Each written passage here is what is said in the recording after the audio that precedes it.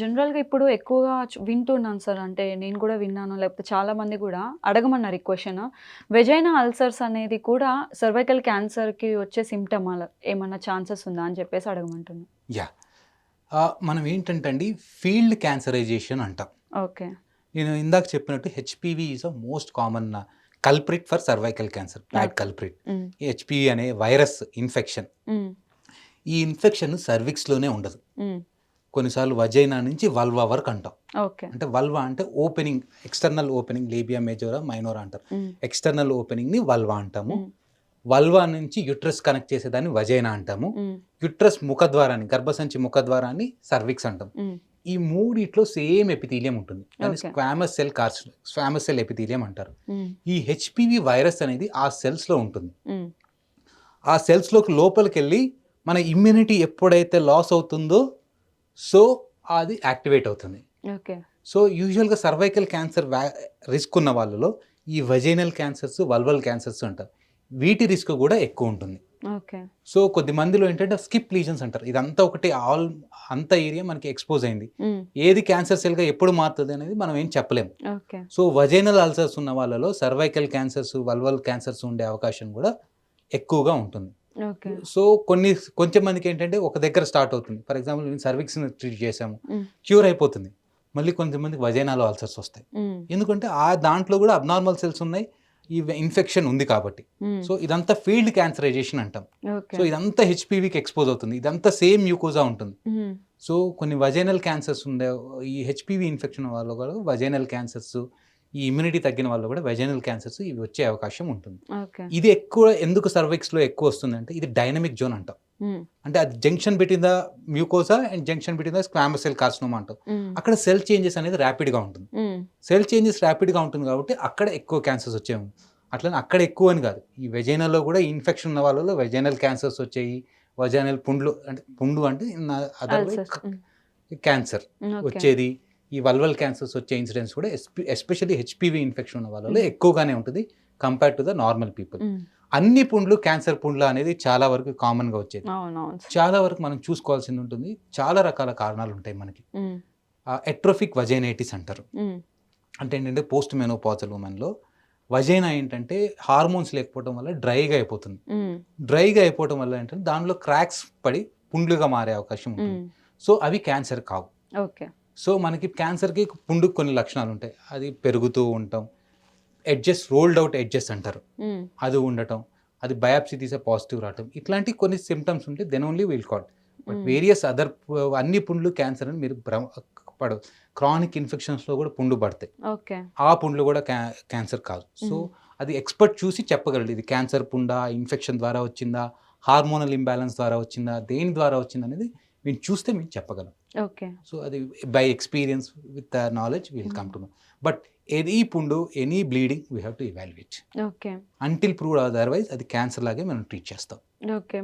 So, like దీని ఒక patient హాస్పిటల్‌కి వెళ్ళినప్పుడు ఇట్లా వెజైనా అల్సర్స్ గురించి వెళ్లి మాట్లాడినప్పుడు సో, డాక్టర్ అడిగారంట మీకు చిన్నప్పుడు అమ్మవారు ఏమన్నా వచ్చిందా అని చెప్పేసి.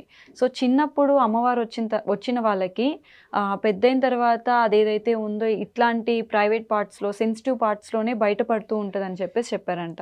సో, చిన్నప్పుడు వచ్చిన అమ్మవారు మనకిప్పుడేమన్నా రిజల్ట్ చూపిస్తదా సార్? క్యాన్సర్‌లయితే కావండి. ఓకే. క్యాన్సర్‌లయితే రావు.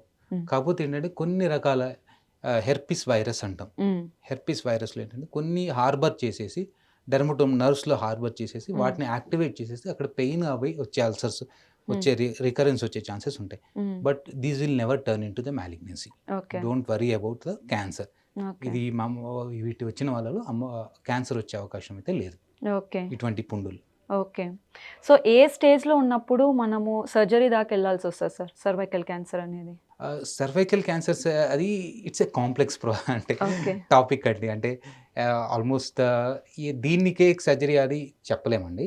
ఓకే. బట్ యూజువల్‌గా ఏంటంటే ఎర్లీ స్టేజెస్‌లో surgery is the best modality of treatment. Okay. Okay. Late స్టేజెస్‌లో ఏం చేస్తామంటే రేడియేషన్, కీమోథెరపీ ఇచ్చేస్తాం. ఓకే. దాన్ని డౌన్ సైజ్ చేస్తాం. ఓకే. చాలా మందికేంటంటే రేడియేషన్, కీమోథెరపీతోనే వాళ్ళకి రెస్పాన్స్ వస్తది. సర్జరీ వరకు అవసరం పడదు. హ్మ్. ఒకవేళ దానికి కూడా రెస్పాండ్ కాకపోతే అప్పుడు సర్జరీ చేస్తాం. ఓకే. బట్ ఎర్లీ స్టేజెస్‌లో less than 4 centimetre confirm to the సర్విక్స్‌లోనే ఉంది. గోడ పగులుకొని రాలేదు అంటే surgery is the best treatment of modality అనమాట. ఓకే. యూజువల్గా సర్జరీ ఎలా చేస్తామంటే మనకు 3 రకాల పద్ధతులు ఉంటాయండి సర్జరీలో. హ్మ్. ఒకటి ఓపెన్ సర్జరీ అనేది, హ్మ్. రెండోది లాప్రోస్కోపీ సర్జరీ అనేది, హ్మ్. మూడోది రోబోటిక్ సర్జరీ అనేది. హ్మ్. ఈ రోబోటిక్ సర్జరీలో కొద్దిగా క్యాన్సర్ సర్జరీస్ అనేది నార్మల్ సర్జరీ లాగా చేయకూడదండి. హ్మ్. ఎందుకు అంటే మన కంటికి కనపడని కణాలు ఏమైనా ఉంటాయో కాబట్టి మార్జిన్ అంటాం. హ్మ్. హ్మ్. హ్మ్. యూజువల్గా ఈ సర్జరీని ఏమంటే ఎర్లీ డిసీజ్లో రాడికల్ హిస్టెక్టమీ అంటాం. అంటే ఓకే. రాడికల్ అంటే ఉన్నదానికంటే కొద్దిగా ఎక్కువ తీసేయటాన్ని రాడికల్ అంటాం. హ్మ్. అంటే హ్మ్. రాడికల్ అంటే ఎక్స్ట్రీమ్స్ హ్మ్. హ్మ్. వెళ్ళిపోతాం. సర్జరీ అనేది అవును. సింపుల్గా గర్భసంచి ఒకటి హ్మ్. ఎక్స్ట్రీమ్స్కి వెళ్ళి చేస్తాం అనమాట. ఓకే. అండ్ చాలా ట్రీట్మెంట్లో కూడా చాలా అడ్వాన్సెస్ వచ్చాయండి మనకి. ఇంతకుముందు ఏంటంటే పెల్విక్ లింఫ్ నోడ్స్ అంటారు. హ్మ్. అంటే మేమేంటంటే క్యాన్సర్ సర్జరీ చేసేటప్పుడు ఒక స్టెప్ ముందుకెళ్ళి ఆలోచిస్తాం. హ్మ్. యూజువల్‌గా సర్విక్స్‌లో స్టార్ట్ అయిన క్యాన్సర్స్ లింఫ్ నోడ్స్‌కి స్ప్రెడ్ అవుతాయి. హ్మ్. నెక్స్ట్ హ్మ్. మోస్ట్ కామన్ స్ప్రెడ్ అయ్యే ఏరియా అంటే లింఫ్ నోడ్స్‌కి. హ్మ్. సో వాటిని కూడా రిమూవ్ చేస్తాం. హ్మ్. ఎందుకంటే నార్మల్ సర్జరీ లాగా చేస్తే కుదరదు దీనికి. హ్మ్. హ్మ్. సో ఆ లింఫ్ నోడ్స్ చేస్తాం. ఇంతకుముందు ఏంటంటే అన్ని లింఫ్ నోడ్స్ తీసేసేవాళ్ళం. హ్మ్. కాకపోతే ఇప్పుడు ఏంటంటే సెంటినల్ నోడ్ బయాప్సీ అని వచ్చింది. హ్మ్. ఒక ఇంజెక్షన్ ఇచ్చి సర్విక్స్‌లో ఆ సర్విక్స్‌ని ఏ లింఫ్ నోడ్ డ్రైన్ చేస్తుంది హ్మ్. హ్మ్. అనేది ఐడెంటిఫై చేసి ఆ లింఫ్ నోడ్స్ ఒక్కటే తీసేసి మనం మైక్రోస్కోప్ కింద ఎగ్జామిన్ చేస్తాం. ఓకే. ఒకవేళ గనుక ఆ లింఫ్ నోడ్స్‌లో ఉంది అంటే మిగతా ఏరియా మొత్తం తీసేస్తాం. ఆ లింఫ్ నోడ్స్‌లో లేదు అంటే మిగతా ఏరియాలో లేదు అనుకోని చేయం. ఓకే. సో అంత మొత్తం లింఫ్ నోడ్స్ తీసేయ బదులు ఒక చిన్న అన్నం హ్మ్. ఉడికిందా లేదా అని ఒక మెతుకు చూసినట్టే హ్మ్. ఆ ఒక చిన్న లింఫ్ నోడ్స్ తీసి మనం టెస్ట్ చేస్తున్నాం. హ్మ్. అంత అడ్వాన్స్ అయిపోయింది. రెండోది ఏంటంటే రోబోటిక్ సర్జరీ ద్వారా చేయటం ద్వారా ఏంటంటే ఇంతకుముందు చేసేది ఒక 10 ఇయర్స్, 15 ఇయర్స్ బ్యాక్ ఈ సర్జరీ చేసిన వాళ్ళు యూరిన్ పైపు ఒక 1 వీక్, 10 డేస్ అట్లా ఉంచేవాళ్ళు. హ్మ్. ఇప్పుడు మేము వితిన్ 24-48 అవర్స్‌లో మనం యూరిన్ పైప్ హ్మ్. రిమూవ్ చేస్తున్నాం. ఎందుకు అంటే అడ్వాన్స్ పరికరాలు. హ్మ్. రోబోటిక్ సర్జరీ ద్వారా అంటే మనకి 10x జూమ్ ఉంటుంది. హ్మ్. మనం 10 టైమ్స్ మోర్ మ్యాగ్నిఫికేషన్ చేయడం వల్ల ఏంటంటే ఇవన్నీ అతుక్కొని ఉంటాయి. ఆ ఆడవాళ్ళు ఎలా ఉంటుందంటే ఓకే. ముందు మూత్రాశయం ఉంటుంది, వెనకాల గర్భసంచి ఉంటుంది, హ్మ్. వెనకాల మోషన్ నాళం ఉంటుంది. ఇవన్నీ హ్మ్. అతుక్కొని ఉంటాయి. హ్మ్. దానికి హ్మ్. సంబంధించిన రక్తనాళాలు కానీ, దానికి సంబంధించిన నర్వ్స్ కానీ అన్నీ అతుక్కొని ఉంటాయన్నమాట. హ్మ్. ఇది 10 టైమ్స్ జూమ్ చేసి మెటిక్యులస్‌గా చేసేసి బ్లీడింగ్ లేకుండా ఆ నర్వ్స్ అన్ని ప్రిజర్వ్ చేయడం ద్వారా వీఆర్ వెరీ కాన్ఫిడెంట్ దట్ దానికి సంబంధించిన నర్వ్స్ డ్యామేజ్ కాకుండా ఉంటున్నాయి. And she is doing very good. అంటే హ్మ్. వితిన్ 24-48 అవర్స్‌లో ఆమె నడవగలదు. ఓకే. ఆమె యూరిన్ ఆమెంతట ఆమె వాష్‌రూమ్‌కి వెళ్ళగలదు. హ్మ్. ఆమె ఆహారం తీసుకోగలదు. హ్మ్. అంత అడ్వాన్స్‌గా వెళ్ళామన్నమాట హ్మ్. రోబోటిక్ సర్జరీ ద్వారా. హ్మ్. హ్మ్. సో, కొద్దిగా ఎక్స్‌ట్రా మార్జిన్స్ ఇవ్వగలుగుతాం. హ్మ్. బట్ ఎక్స్‌పీరియన్స్ మ్యాటర్స్ హియర్ అండి. హ్మ్. హ్మ్. ఎందుకంటే ఎక్స్‌పీరియన్స్ ఉన్న సర్జన్ చేస్తే ఏంటంటే కాంప్లికేషన్ రేట్స్ తక్కువుంటాయి. హ్మ్. ఏంటంటే వజైనా క్లోజ్ చేసి ఎందుకంటే క్యాన్సర్ సెల్స్ ఏమైనా ఉంటే హ్మ్. అవి స్ప్రెడ్ కాకుండా వజైనా క్లోజ్ చేసి తీయాలి. ఇట్లాంటి కొన్ని క్యాన్సర్ ప్రిన్సిపల్స్ ఉంటాయి. ఓకే. అవి ఫాలో అవుతూ కనుక చేస్తే even morbidity will be very less. అంటే హ్మ్. మార్బిడిటీ అంటే దానివల్ల సర్జరీ ద్వారా వచ్చే కాంప్లికేషన్స్ చాలా తక్కువగా హ్మ్. ఉంటాయి. హ్మ్. And recovery will be very beautiful. హ్మ్. ఓకే. ఈవెన్ 1 వీక్‌లో they can go home and they can resume all there activities. Okay. Okay. So, అంత అడ్వాన్స్‌గా మేము ఎళ్ళామనమాట. ఈ హ్మ్. సర్జికల్ పాయింట్ ఆఫ్ వ్యూలో. హ్మ్. సో, కొద్దిమందికేంటంటే చాలా అడ్వాన్స్ స్టేజ్‌లో వస్తారు. హ్మ్. కొద్దిమందికేంటంటే ఈ సర్విక్స్ క్యాన్సరు స్ప్రెడ్ అయిపోయి మోషన్ నాళంతో వెళ్ళి మోషన్ సర్విక్స్ నుంచి వచ్చేసే వాళ్ళు ఉంటారు. ఓకే. అట్లాంటి వాళ్ళు కూడా మేము చూసాం, ట్రీట్ చేసాం. ఓకే. అట్లాంటి వాళ్ళకి చాలా రాడికల్‌గా ఎళ్ళాల్సింది ఉంటుంది. ఓకే. ఈవెన్ ఇది తీయాల్సింది ఉంటుంది, మోషన్ నాళం తీయాల్సింది ఉంటుంది. అవి తీసేసి దాన్ని మళ్ళీ రిపేర్ చేయాల్సింది ఉంటుంది. దాన్ని ఎగ్జెంట్రేషన్ ఉంటుంది. అది రాడికల్ సర్జరీ ఉంటుంది. హ్మ్. హ్మ్. కొద్దిమందికేంటంటే బ్లాడర్‌తోని కమ్యూనికేట్ అవుతుంటుంది. ఓకే.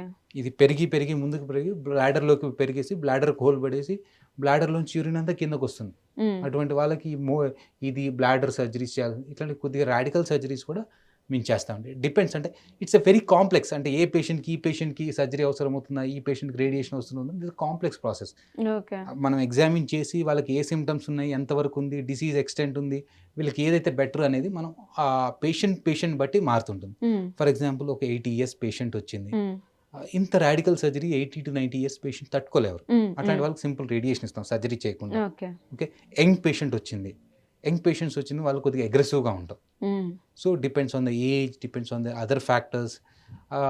అన్నీ కంబైన్డ్‌గా చూసుకొని వాళ్ళకి ఏ పేషెంట్ అయితే that is called personalized care. Okay. Where we are different from other ఏంటంటే విల్ గివ్ పర్సనల్ కేర్. అంటే ఆ పేషెంట్‌కి ఏదైతే సూట్ అవుతుందో ఆ ట్రీట్మెంట్ ఇవ్వడం ద్వారా మనకి రిజల్ట్స్ అనేది బెటర్‌గా ఉంటాయి. ఓకే. Not universalised treatment. అంటే హ్మ్. స్టేజ్ 1 వచ్చింది సర్జరీ చేసేసేయి అట్లా హ్మ్. కాదు. హ్మ్. ఆ హ్మ్. పేషెంట్‌కి ఏది సూట్ అవుతుంది. What is their priorities. Hmm. నేను సింపుల్ ఎగ్జాంపుల్ ఇస్తాను. ఒక 27 ఇప్పుడు అంటే హ్మ్. లేట్ మ్యారేజ్ వస్తుంది. 31, 32 ఇయర్స్ 31 ఆర్ 32 ఇయర్స్ ఒక ఫీమేల్ వచ్చారు, ఆమెకి సర్వైకల్ క్యాన్సర్ డిటెక్ట్ చేసాం. ఓకే. లక్కీగా ఎర్లీ స్టేజెస్లోనే డిటెక్ట్ చేసేసాము, ఓకే. Stage 1A1. అట్లాంటి ఆమెకి ఏం చేసామంటే మొత్తం గర్భసంచి తీయాల, ఎందుకంటే she required our uterus for future pregnancy. అవును. రాడికల్ ట్రెకియలెక్టమీ అంటది. అంటే రాడికల్ ట్రెకియలెక్టమీ సర్విక్స్నే తీసేసాం. ఓకే. సర్విక్స్ని తీసేసి మళ్ళీ యూట్రస్ని వజైనాకి అటాచ్ చేసాం. ఓకే. సో ఆ రిజల్ట్స్ అనేవి బెటర్గా ఉంటాయి ఆమెకి. Mm. At least she can carry our children and she can become pregnant. So ఇవన్నీ ఉంటాయి అనమాట. అంటే పర్సనలైజ్ కేర్. అక్కడ ఆమెకి ఏం ప్రయారిటీ, నేను లేదు సర్వైకల్ క్యాన్సర్కి యూట్రస్ మొత్తం తీసేయాలంటే అట్లా కాదు. So it's a personalize care. ఆమె ప్రయారిటీస్ ఏంటి, ఆమె డిసీజ్ స్టేటస్ ఏంటి, ఎలా ట్రీట్ చేయాలి ఆమెకి. So there we are expertise.